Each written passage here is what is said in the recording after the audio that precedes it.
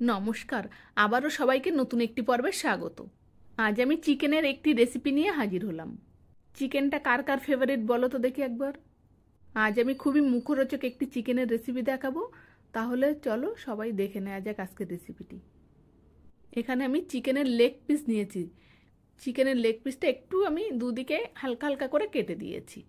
তার ভিতরে ময়দা, একটু কর্নফ্লাওয়ার, স্বাদ অনুযায়ী লবণ, মরিচের গুঁড়ো আর একটু সাদা তেল দিয়ে মেখে নিতে হবে। এটা দিয়ে মাখার পরে 10 মিনিট রেখে দিতে হবে। তারপরে আমি একটা ডিম ভেঙে দিলাম। ডিমটা ভেঙে দেওয়ার পরে ভালো করে মেখে নিতে হবে। এবার আর ম্যারিনেট করে রাখার দরকার নেই। দেখুন, আমি যখন রান্না করছি তখন পরিবেশটা কত সুন্দর লাগছে দেখুন।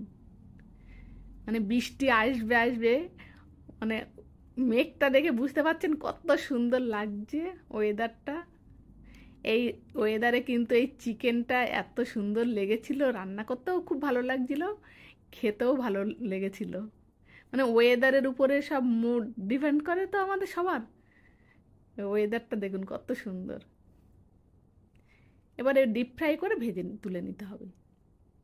এই ভাজা অবস্থায়ও কিন্তু আপনারা খেতে পারেন।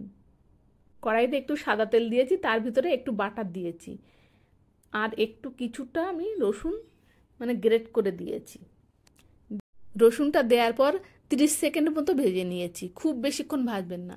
তারপরে আমি দিয়েছি কিছুটা ব্রাউন সুগার, মধু, আর একটু লবণ, মরিচের গুঁড়ো আর একটু সয়া সস দিয়ে ভালো করে, মানে যখন সুগারটা মেল্ট হয়ে গেছে সামান্য একটু লঙ্কার গুঁড়ো দিয়েছি।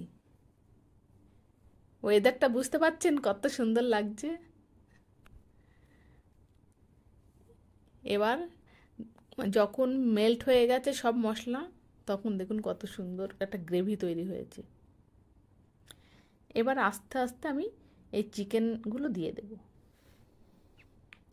চিকেনগুলো দেওয়ার পরে সবগুলো ভালো করে মিশিয়ে নিতে হবে।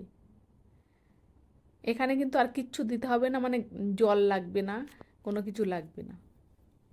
খুব ভালো করে মাখিয়ে নিলেই কিন্তু হয়ে যাবে। এবার একটা প্লেটের ভিতরে তুলে নিলাম। এটা এত সুন্দর টেস্ট হয়েছিল, উপর থেকে একটু স্প্রিং অনিয়ন আর সাদা তিল, রোস্টেড সাদা তিল, সেটা আমি ছড়িয়ে দিয়েছি। আপনারাই বলুন, এত সুন্দর ওয়েদারে এই চিকেনটা সঙ্গে থাকলে জমে যাবে তো সন্ধেটা। অবশ্যই একবার ট্রাই করবেন, খুব ভালো লাগবে।